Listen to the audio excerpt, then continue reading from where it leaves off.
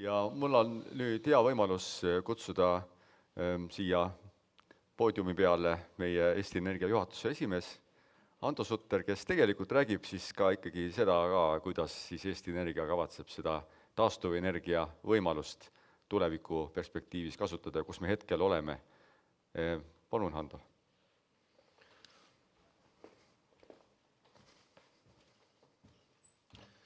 Aitäh, Olavi, ja tere hommikust minu poolt.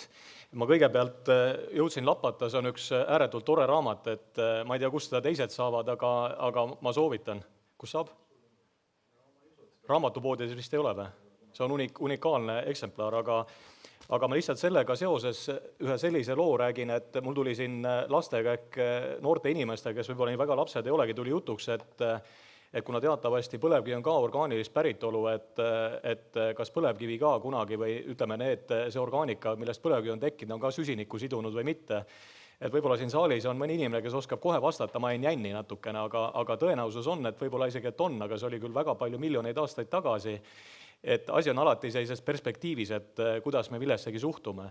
Või siis näiteks see, et ma käisin üliõpilastele lugemas, energiaüliõpilastele lugemas loengut ja panin seal ritta, et kui ühte keskmist Eesti majapidamist kütta erinevate siis moodustega, et kui keskkonnateadlik see on, ja sealt selgus, et kui kütta Narvas põlevkivist toodetud elektriga, siis on süsiniku emissioon oluliselt väiksem kui Eesti metsast raiutud küttepuuga sama maja kütmisel. Ja lisaks küttepuuga kütmisel läheb õhku veel ka tahmaosakesi ja igasugused muid halbu asju, mis tegelikult lokaalselt mõjutavad inimeste tervist palju rohkem, nii et asi on alati sellises perspektiivis ja kunagi ei ole musta-valget lahendust. Ja ma tahan veel öelda seda ka, et täna kindlasti on juba ajast ja arust nagu selline must-valge suhtumine ka selles, et on mingid taastuvenergia organisatsioonid või keskkonnaorganisatsioonid on valge, Eesti Energia must, sellepärast et see, millest me täna räägime, kusjuures oma initsiatiivil on ju taastuvenergia ja me räägime sellest, et Eesti Energia on täna üks suuremaid Eestis ja ka Baltikumis taastuvenergia tootjaid, me toodame taastuvenergiat väga erinevatest allikatest ja see, et meil on väga selge plaan, kuidas selles energeetika transformeerumises kaasa minna, mis on nagu selge ja pöördumatu protsess, me ei ürita seda nii-öelda tagurpidi jõge voolama panna, see on täiesti ilmselge. Nii et selles mõttes mingit vastandumist täna siin ilmselt tekitada ei ole mõtet ja ei ole ka põhjus, sellepärast et tegelikult me räägimegi sellest, kuidas Eesti Energia transformeerub selles, mis ümberringi toimub. Nüüd teine asi, miks me võib-olla ei räägi sellest üliemotsionaalselt, et jällegi üks statistika, et umbes 7% Eesti Energia juhtidest on insenerid või inseneri taustaga inimesed, et mis nüüd inseneri ja võib-olla sellist loomingulist inimest, mis nende vahe on, et üks on kahe alaga maa peal ja mõtleb, kuidas asjad päriselt ära teha, et loominguline inimene, ta on rohkem visioonis ja teda väga palju huvitav, kuidas head mõtted tehtud saavad, et see ongi nende kahe vahe. Mis see tähendab, et üks on halb ja teine on hea, mõlemaid on vaja. Aga lihtsalt see, et meil täna tuled põlevad, toad on soojad, me mõtleme selle peale, kuidas oleks 24/7 tehtud ükskõik, mis maailmas ka juhtuks, kas on tuul, kas ei ole tuult, kas päike paistab, päike ei paista, kas on külm või soe, et me vastutame selle eest. Ja selle tõttu kõik need inimesed, kes Eesti Energias töötavad, meil on ühiskonna ees ka natukene teistmoodi vastutus, et kui me tuled ära kustuvad ja tuba on külm, et siis me ka kliimast räägime natukene võib-olla teisel toonil, et ja muud ei olegi vahet. Muidu me ajame tegelikult sama asja. Ja kui nüüd tulla tagasi tänase päeva juurde, siis kõigepealt on hea näha, et on nii palju huvilisi, keda siis meie ambitsioon taastuvenergias hästi kaasa lüüa on siia kokku toonud. Aga samas äsja toimunud põlevkivikonverents rahvusvaheline, kus oli meil ka kohal üle 300 inimese 21 riigist, näitab ka seda, et ega ka fossiilkütuste vastu huvi ei ole kadunud, et oleks see läinud tühjale saalile, siis võib-olla oleks pidanud oma mõtlemises midagi muutma, aga tegelikult mõlemad on olulised ja nad on jätkuvalt olulised ja ma kohe selgitan ka miks. Et olin äsja Istanbulis Maailma Energianõukogu siis aastakongressil ja noppisin sealt kaasa mõned sellised suured numbrid, et me peame sellega arvestama, kui me tahame oma suurt pilti ja visiooni arendada, sellepärast energeetika on pika vinnaga asi, me ei saa teha muutusi kiiresti, sest need investeeringud, mida me teeme, on tavaliselt väga pikaks ajaks, nad on vähemalt 9 inimpõlveks, kui mitte 2 või isegi kohati veel pikemaks. Ja ühiskond lihtsalt ei ole nii rikas, et teha investeering 8 inimpõlveks ja siis 10 aasta pärast see prügikasti visata ja teha midagi uut, see läheb meile väga-väga kulukaks. Ja kui me võtame niimoodi, et ma refereerin siin praegu nüüd värskeid Maailma Energiaagentuuri ja Maailma Energianõukogu andmeid, et 2060. aastaks, see on siis põhineb uuringutel ja prognoosidel, mis on paika pandud, et siis fossiilkütused jätkuvalt moodustavad päris suure osa, nende osakaal on küll vähenenud kuskil circa 50%-le, täna siis üle 80%, et see on see transformatsioon, aga samas nad on isegi siis väga suure osakaaluga. Ja miks nad on suure osakaaluga, et siin on 2 põhjust. Esiteks on see, et 2040. aastaks inimkond kasvab circa 2 miljardi inimese võrra. See on väga suur number ja peale selle täna on maailmas umbes 1,6 miljardit inimest, kellel üldse ei ole ligipääsu näiteks energiavõrgule, elektrivõrgule. Ja nendest inimestest ka kindlasti suur osa omakorda saavad selle ligipääsu, jõukuse tase, elatustase kasvab ja see tegelikult suurendab energiatarbimist umbes 2 korda siis 2060. aastaks. See on meeletu kasv. Ja see tuleb millegi arvelt katta, kui me nüüd võtame seda, et taastuvenergiat tuleb iga aastaga järjest rohkem, tehnoloogiad lähevad järjest taskukohasemaks, siis tegelikult ütleme niimoodi, et me kuskil jõuame siin nüüd sellesse murdepunkti, kus see kasvav taastuvenergia katab ära selle lisanduva energia tarbimise, aga sinna on veel natukene minna, nii et see on nüüd tegelikult, mis meie ümber toimub. Ja ma istusin seal ühes nii-öelda ajurünnaku diskussioonis Nepali võrguettevõtte juhiga ja tema näiteks ütles, et Nepalis inimesed saavad 8 tundi elektrit tööpäeviti. Ja poliitiline diskussioon käib selle üle, et kas need 8 tundi hakkavad hommikul kella 6 või hommikul kella 10, aga tegelikult see on reaalsus. Nii et ühesõnaga, kui me räägime globaalsetest trendidest, me peame sellega arvestama, et mis siin ikkagi ees on ja see, et meil on energiaga kõik hästi ja meil on siin valikuvõimalused, ei ole igal pool päris niimoodi. Nüüd tuleme Pariisi kliimakokkuleppe juurde ja nii mina kui minu kolleegid Eesti Energias me arvame, et tegemist on äärmiselt olulise leppega, me suhtume sellesse väga-väga tõsiselt ja arvame, et see on väga kõva läbimurre, oleme samamoodi lapsevanemad, tahame, et tulevik maailm säiliks heas konditsioonis meie lastele, lastelastele, aga kui me ikkagi vaatame, see on, ma ei tea, kes on selle teksti läbi lugenud, tõstke korraks käed püsti. Noh, vot nii. Mõned üksikud, see on 32 lehekülge inglise keeles, päris lihtne tekst, juriidiliselt mitte väga keeruline, lihtsalt loeta, ma soovitan, lugege ta läbi. Lihtsalt sellepärast, et kuna sellest väga palju räägitakse ja ma olen mõne ajakirjaniku käest küsinud, kes on kirjutanud esikaane loo, et Eesti Energial on nii-öelda luigelaul ja siis ma olen küsinud, kas sa oled see läbi lugenud, ta ei ole lugenud.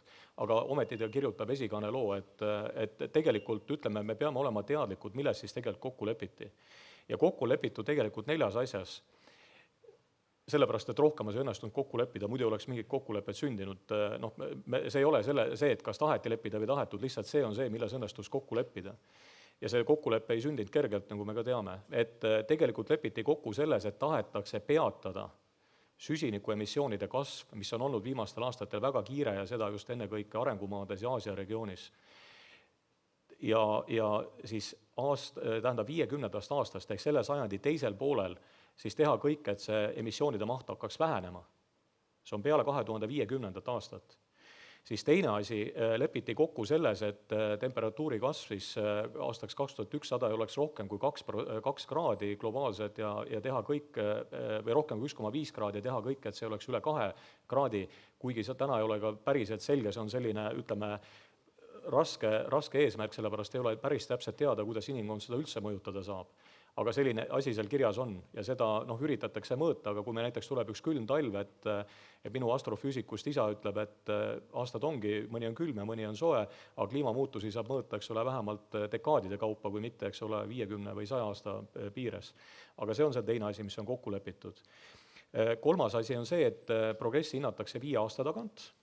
Ja neljas punkt on see, et siis arenenud riigid maksavad seda transformeerumist kinni arenguriikidele ja juhin tähelepanu, et Eesti on ka arenenud riik siin kontekstis, et Eesti hakkab arenguriikidele ka siis oma panust andma seda kinni maksta ja see raha on $100 miljardit aastas. See ei ole väike raha. Ja tegelikult selle raha eest, kui keegi pakuks Eestile sellist tuge näiteks, kui Eesti oleks ka arenguriik, siis ma arvan, et me oleks ka palju suuremas hoos, et kiiremist transformeerumist teha, aga see on päris kallis protsess.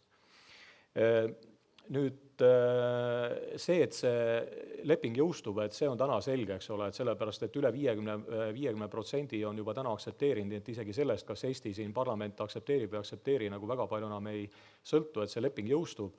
Aga ma juhin veel tähelepanu, et täna CO2 süsinik on see globaalne asi, et ta ei mõjuta meie siin lokaalset kliimat ja võib-olla isegi eestlastena meile natuke sobiks, kui meie kliima soojeneks, et me pole selle vastu väga midagi, et me ei ela maailma kõige kuumemas kohas. Aga Euroopa tervikuna moodustab täna süsiniku emissioonidest alla 10%. Ja Euroopa on üks väheseid piirkondi, kes on viimased 10 aastat suutnud hoida väga kalli hinnaga süsiniku emissioonid stabiilsel tasemel. Nad ei ole tõusnud, aga nad ei ole ka oluliselt kasvanud. Miks meie osakaal maailmas on kahanenud kogu aeg on sellest, et terves maailmas süsiniku emissioonid on väga kiiresti kasvanud, seda just Aasias, Hiina, India ja need riigid, kus majandus kiiresti areneb. Nii et siin, kui meie sooritame suitsiidi ja lähme väga kiiresti, väga kalli hinna eest üle nagu süsinikuvabadele tehnoloogiatele, mis ei ole ka päriselt isegi võimalik, kui me rahaga ei loeks, see ei päästa globaalset olukorda. Nii et tegelikult see, et on sõlmitud Pariisi kliimakokkulepe, selle taha on ka tulnud need riigid, kes tegelikult väga kiiresti on emissioone suurendanud, see on tegelikult väga positiivne ja täpselt see on ka Eesti Energia positsioon, nii et siin mingit vastandumist kuidagi teha ei saa, aga lihtsalt vahe on selles, et me oleme selle lepingu läbi lugenud ja teame päris täpselt, mis seal kirjas on. Nüüd edasi, kuidas Eesti paistab silma siis taastuvenergia eesmärkide täitmisel. Et siin on siis Euroopa riigid, punane kriipsukene on see, et mis on 2020 eesmärk, mis on siis kokku lepitud Euroopa Liidus ja sinine tulp on see, mis näitab seda, et kuhu me prognoosi järgi hinnanguliselt jõuame siis Euroopa riikide kaupa 2020. aastaks. Ja näete, et siin mitmed riigid on üle selle punase kriipsu, sealhulgas ka Eesti, päris tublisti üle ja mitmed riigid on alla selle kriipsu. Nii et Eesti tegelikult on võtnud endale kohustuse, liigub päris hästi, ütleme niimoodi, et energias meil on juba see eesmärk tegelikult eelmise aastaga täidetud, elektris natukene on veel minna, aga oleme ka väga lähedal. Nii et selles kontekstis võime öelda, et Eesti on liikunud väga hästi. Nüüd edasi, see, et me oleme liikunud hästi, avab meile tegelikult ühe uue võimaluse ja see on siis niinimetatud statistikakaubandus, mis väga lihtsalt öeldes on see, et need riigid, kes on täitnud ja ületavad oma taastuvenergia eesmärke, saavad siis pakkuda statistiliselt oma ületoodetud taastuvenergiat nendele riikidele, kes ei ole suutnud oma eesmärke täita. Ja see mehhanism on, Eesti on üks esimesi juurutajaid, see mehhanism on sisse kirjutatud uude elektrituru seadusesse, mis oli eile majanduskomisjonis ja loodetavasti jõuab siin novembris Riigikogu saali ja väga loodan, et saab ka vastu võetud, mis avab meile võimaluse, Eestile siis võimaluse teostada nii-öelda ökoeksporti, taastuvenergia eksporti nendel riikidel, kes oma eesmärkidega hakkama ei saa. Nii et siin on kaks head asja, et üks on see, et me oleme täitnud kokkulepped, meie taastuvenergia hulk on suurem, kui me oleme siis Euroopa Liidule lubanud ja me saame aidata ka neid riike, kes sellega hakkama ei saa. Siis edasi, kuidas siis Eesti Energia täna välja paistab, et millest me taastuvenergiat toodame ja tegelikult võiks öelda, et me toodame peaaegu kõigest, mis Eestis üldse mõeldav on, millest saab taastuvenergiat toota. Oleme saanud väga hea kogemuse, ma arvan, et meil on tehniline kompetents kõik nendes valdkondades päris hea ja siit edasi on meil nüüd ka järgmisi samme väga hea võtta.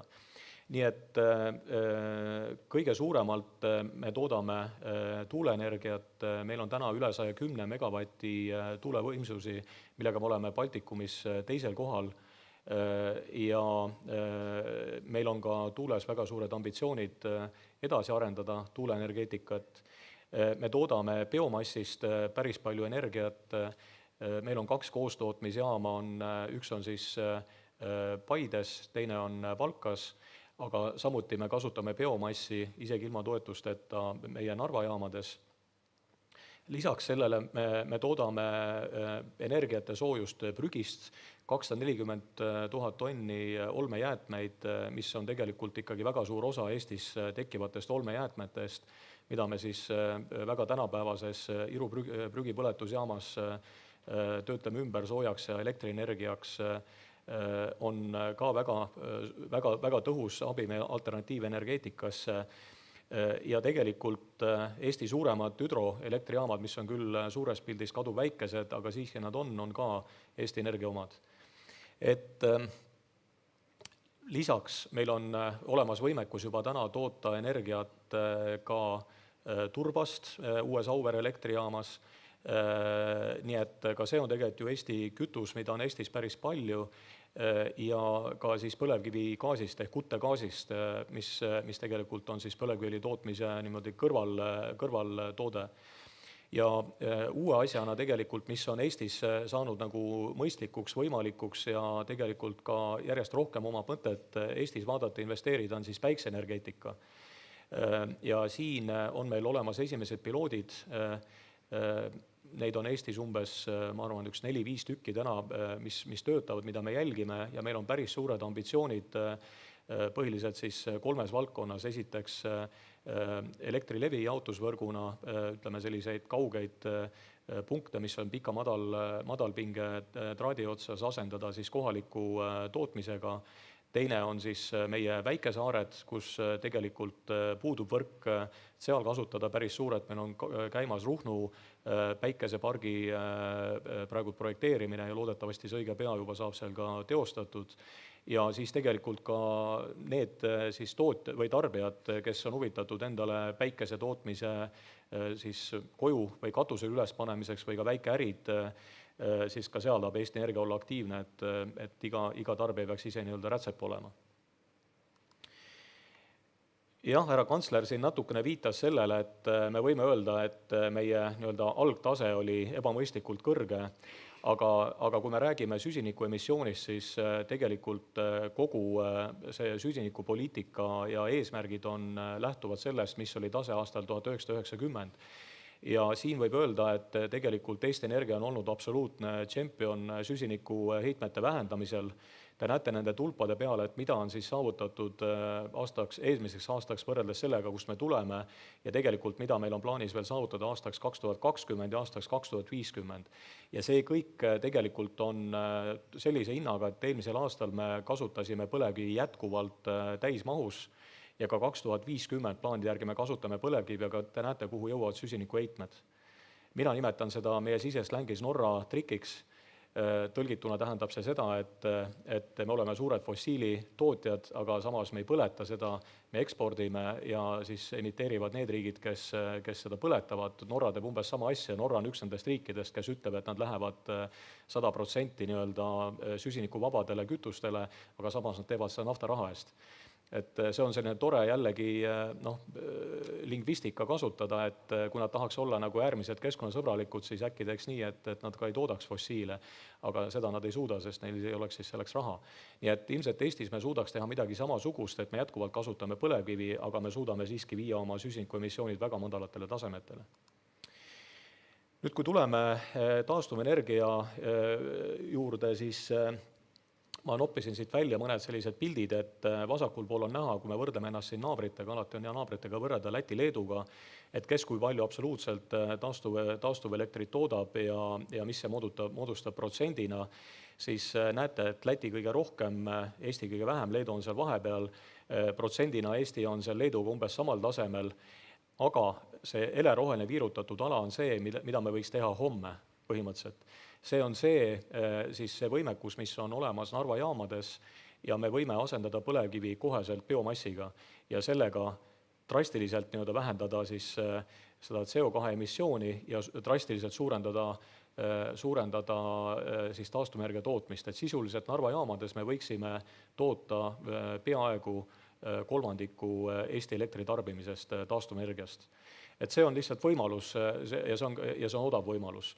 Et kui siia paremale poole vaadata, siis siin on kaalutud keskmised, kui palju siis Eesti ja Läti ja Leedu maksavad siis ühiku taastuvenergia kohta toetusi. Eesti on siin suhteliselt nagu heal tasemel, aga see punane joon on see, mida vajaks siis biomassi toomine põlevkivi asemele Narva jaamadesse. Näete, et see on veel üle 2 korra odavam sellest, mida täna siis tegelikult elektritarbijad maksavad toetustena taastuvenergiale. Nii et see on üks mõistlik võimalus ja kui me tahame kiiresti edasi minna taastuvenergia tootmise suurendamiseks ja osakaalu suurendamiseks, siis kindlasti see võimalus on olemas. Nüüd vaatame seda, et biomass, kui palju seda kasutatakse, et siis biomassist toodeti 600 gigavatt-tundi elektrit, see on üle poole üldse taastuvenergia toodangust Eestis ja omakorda eelmisel aastal siis ligi 85 gigavatt-tundi elektrit biomassist tootsime ka Narva jaamades ja juhin tähelepanu seda ilma igasuguste toetusteta. Et lihtsalt me oleme kasutanud kõige vähem väärtuslikumat puitu, jäätmeid, sorteeritud puidujäätmeid, mida on võimalik näiteks tselluloositööstuse koorejäätmeid ja nii edasi, mida on võimalik täna meil vastu võtta selliste hindadega, et see isegi juba ilma toetusteta teeb võimalikuks asendada osaliselt põlevkivi siis biokütustega. Nii et tegelikult me seda teeme ja see 85 gigavatt-tundi ei olegi nii väga vähe. Nüüd biomassi kasutamist energeetikas, kui me vaatame siia ümberringi, et kuidas Eesti paikneb, siis Eesti ei ole kindlasti ainuke, kes ta teeb. See on Põhjamaades väga levinud ja mitte ainult Põhjamaades, siin on suurelt biomassi kasutatakse ka näiteks Inglismaal, madalmaades ja mitmel pool mujal. Neid võimsusi suurendatakse, söejaamasid vanu konverteeritakse ümber siis biomassi küttele, nii et Eesti tegelikult siin ei ole mitte ainult, mitte üksinda, eks ole, et võib öelda, et näen vahest mulje, et Eesti teeb midagi unikaalset, see nii kindlasti ei ole. Kui te vaatate Soome võimsusi, need on märkimisväärsed ja tegelikult ka Soome väga suures ulatuses toob biomassi, mida kasutatakse energeetikas sisse, mitte siis ei võta seda oma turult ja see on puhas turumajandus. Me võtame teise vaate ja on räägitud väga palju sellest, et kui Eesti Energia hakkaks biomassi kasutama, siis Eesti biomassi turg lakkab olemast ja tarbijatel läheb küttepuid kalliks ja mis veel, siis panin siia lihtsalt natukene fakte, et sellist energeetilist puitu on aasta-aastat järjest rohkem hakatud Eestis tootma ja väga-väga kiiresti on suurenenud energeetilise puidu eksport. Panin siia nooled näiteks kuhu riikidesse, millises mahus eelmine aasta graanulid liikusid Eestis ja selleks läks umbes circa 1 000 000 tonni puitu. Et me paneme siia juurde veel ka töötlemata ümarpalk, mis välja läks ja biomass, mis välja saadeti, siis me saame 2,4 miljonit, see on väga-väga märkimisväärne kogus. Et kui me võtame seda, et täna näiteks Rootsi oma Stockholmi uue koostootmisjaama suures osas oma kütuse biomassi saab Lätist, seepärast et Lätis on biomass veel nõksa odavam kui Eestis, siis niipea kui Läti hind tõuseks, siis hakkaks ta ilmselt minema Eestist, kui Eestist tõuseks, siis võib-olla Soomest. Et see on turumajandus vähemalt selles regioonis, aga tegelikult näiteks Taani energeetika toob väga palju biomassi sisse ka Ameerikast ja Kanadast. See on päris tõsine commodity.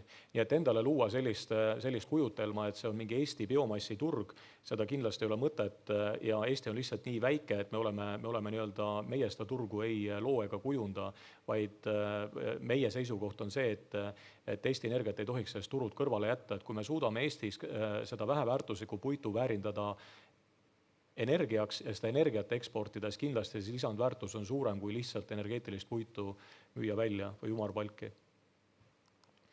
Nüüd tulles edasi Eesti Energia strateegia juurde, et tuletan siis kõigile meelde, et Eesti Energia on täna 100% riigi omandis olev ettevõte ja selle tõttu me tegelikult viime ellu omaniku ootust. Me kindlasti anname omanikule nõu, mida oleks mõistlik teha, aga lõpuks siiski omaniku ootus on meil väga selgelt teada ja see on see, millega me tegeleme. Omaniku ootus on meil väga selgelt kirja pandud 4 leheküljel ja vastu seda omaniku ootust on siis värskelt juunikuus kinnitatud Eesti Energia uuendatud strateegia. Siin strateegias olen ümber tõmmanud siis need kohad, mis näitavad, et meil on siin väga-väga suur fookus taastuvenergiale, päris kiire transformeerumine on käimas, et sisuliselt sisuliselt meie plaan on siis 2020. aastaks toota 40% energiast alternatiivsetest allikatest, 40, seda on päris palju, nii et tegelikult Eesti Energia on päris kiires muutumises. Aga samas, kui me räägime sellest esimest strateegiapunktist, et põlevkivivarade elukaare pikendamine ja tootluse tagamine, siis Eesti ühiskond on investeerinud läbi aastate väga palju raha põlevkivienergeetikasse ja täna meie raamatupidamislik jääkväärtus on umbes 1,4 miljardit eurot põlevkivivarades ja seda prügikasti kirjutada oleks jällegi Eesti ühiskonnale väga kulukas. Et meie asi on mõelda välja, kuidas arvestades kogu seda keskkonda, kõik turgu, kliimapoliitika, tehnoloogia arenguid, kuidas seda vara veel kasutada Eesti riigi, Eesti rahva hüvanguks. Ja üks võimalus ongi see, et nendest sama vara konverteerida siis alternatiivkütustele, nii et seda vara saab kasutada ja see on näiteks üks võimalus, aga meil on veel väga palju mõtteid. Ja kui me räägime põlevkivienergeetika tulevikust, siis see on ikkagi väga palju nüüd põlevkivienergeetika, põlevkivi otsepõletamisest transformeerumine siis õli, gaasi, elektri koos tootmisele, mis parandaks üle 2 korra efektiivsust ja vähendaks väga oluliselt kõiki emissioone, sealhulgas ka süsiniku emissiooni. Ja aastaks 2020 siis kus kohas see kasv tuleb, et ta tuleb väga palju biomassist planeeritavalt, aga lisandub ka tuuleenergiat ja kõike muud, nii et tegelikult jah, et see transformeerumine on massiivne. Kui me nüüd jõuame sinna, et igal juhul täna kõik taastuvenergia, mis investeeritakse vastu mingisuguseid toetusi ja niimoodi igal pool maailmas. Et tegelikult taastuvenergia investeeringuid veel ei tehta ilma toetusteta ja Eesti Energias me kindlasti pooldame seda, et uus taastuvenergia oleks ühiskonnale kõige vastuvõetavam oma hinna poolest ja et ühiskond peaks võimalikult vähe maksma toetusi ja loodetavasti ühel hetkel üldse mitte maksma. See oleks siis sellest, et lihtsalt taastuvenergia tehnoloogiad arenevad niimoodi, et taastuvenergia on ise konkurentsivõimeline, teda ei peagi toetama. Ja ma olen siia pannud ka, ütleme, erinevatest allikatest kokku noppinud, et mis on siis ootus, et 2020. aastaks, et kui me võtame täis oma hinna, et mis siis erinevatest allikatest toodetav taastuvenergia, et mis tema omahind võiks võrrelduna olla. Ja siin on tegelikult väga kiired muutused ja näete näiteks seda, et päikeseenergia on ühe pulga peal juba offshore tuuleparkidega ja ilmselt kukub ka sellest mingil hetkel nagu allapoole, et näiteks kui Saksamaal väga suure hooga tehti meretuuleparke, siis täna just ühe arendajaga rääkisin, ta ütles, et nad juba osaliselt oma investeeringud suunavad päikeseparkidesse, kuna see on lihtsalt odavam ja mõistlikum, et see tehnoloogia ja see pilt muutub iga päevaga. Aga selgelt biomass on täna siin väga konkurentsivõimeline selles joones, nii et see pilt hakkab väga kiiresti muutuma ja muutuma just tänu sellele, et tehnoloogiad arenevad, efektiivsus paraneb, kõik tegelevad oma ala konkurentsivõime parandamisega ja tegelikult ühiskond saab alati parima pakkumise nii, kui me korraldame tehnoloogia neutraalseid oksjoneid. Kui ühiskond otsustab, et jah, me tahame saada 1 teravatt-tunni nüüd taastuvenergiat juurde järgmise 5 aasta jooksul, siis selle peale korraldatakse tehnoloogia neutraalne oksjon, kõik saavad osaleda, kes pakub ühiskonnale kõige odavamat taastuvenergia lahendust, see saab selle teostada. Et sellist mehhanismi rakendatakse juba maailmas mitmel pool, see on andnud tegelikult väga häid tulemusi ja need toetuste summad on kiiresti alla tulnud. Nii pea, kui selline toetuste jagamine läheb kuhugi koridori hämarustesse lobigruppide vedada, siis tegelikult ühiskond sellest kannatab. Ja kui me võtame siin sellise väga lihtsa arvutuse, et Eesti tarbib kuskil 8 teravatt-tundi elektrit aastas, see on 8 miljonit megavatt-tundi, 10 eurot toetust, täna maksab, eks ole, tuuleenergia näiteks 53 eurot megavatt-tunni kohta, kui me võtame, et kui me saame selle 10 eurot odavamalt, siis on 80 miljonit eurot Eesti ühiskonnale. See ei ole väike raha. Nii et tegelikult iga euro, mis me suudame selle taastuvenergia, meie eesmärgid on suured, me tahame taastuvenergia osakaalu suurendada, iga euro, mis me suudame seda ühiskonnale teha odavamalt, tegelikult on väga suure kaaluga. Nii et ja kui me ühiskonnana lepime kokku, et me võtame endale suurema ambitsiooni kui see, mis on praegu Euroopa Liidus kokku lepitud, siis ma arvan, et me kindlasti tervitame seda, aga jätkuvalt me tahaks seda teha selliselt, et see oleks ühiskonnale siis võimalikult vastuvõetav. Ja kokkuvõtteks ma tahan öelda seda, et jah, meil on 3 väga tõsist revolutsiooni käimas energeetikas, mis on siis turgude revolutsioon, tehnoloogia revolutsioon ja keskkonnarevolutsioon. Need on kõik väga suured muutused, me oleme nendest väga teadlikud, me jälgime seda protsessi väga-väga lähedalt ja tähelepanelikud ja kindlasti me oleme Eesti Energias nende kõikidega arvestanud ja usume, et me tuleme sellest suurest muutusest välja võitjatena ja Eesti tuleb välja võitjana, et me suudame selle energeetilise transformeerumise ellu viia ühiskonnale vastuvõetava koormusega ja tegelikult need eesmärgid, mis on Euroopas täna kokku lepitud, need me täidame ja need eesmärgid, mis on Euroopas kokku lepitud, need eesmärgid täna on oluliselt ambitsioonikamad kui need, mis on kokku lepitud Pariisi kliimaleppes. Nii et sellega ma siinkohal lõpetaks ja kui ma saan midagi lisada siia diskussiooni veel, siis teen seda hea meelega. Aitäh, Ando, tegelikult selle väga huvitava ettekande eest. Sa näitasid pildis ka väga ilusti neid, just eriti need majanduslikud võimalused taastuvenergia arendamiseks, kus nagu need otsuse kohad on ja mis on meie võimalused. See oli minule oli see väga huvitav, ma loodan, et ka teile siin. Ja selge on ju see, et nagu sa ütlesid, et see 3 revolutsiooni, mis toob meile kaasa suuri muudatusi, me ju saame kõik aru, et energeetika ei ole niisugune, kui me võrdleme laevaga, et ei ole niisugune väike kaater, mis saab teha kannapöördeid suvalisel hetkel, vaid see on suur laev, mille pööramine võtab aega ja mille pööramiseks tuleb võtta nagu pikemat perspektiivi. See on ka arusaadav meile. Mulle koolis õpetati seda, et kui insener ütleb, et ei saa, siis ta valetab, et tegelikult kõik on võimalik, aga see on ebamõistlik ja teisisõnu see tähendab seda, et see läheb ühiskonnale väga kalliks.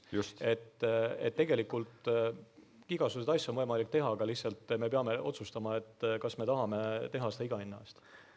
Aga ma saan võtta nüüd saalist ühe küsimuse, kui tuleb.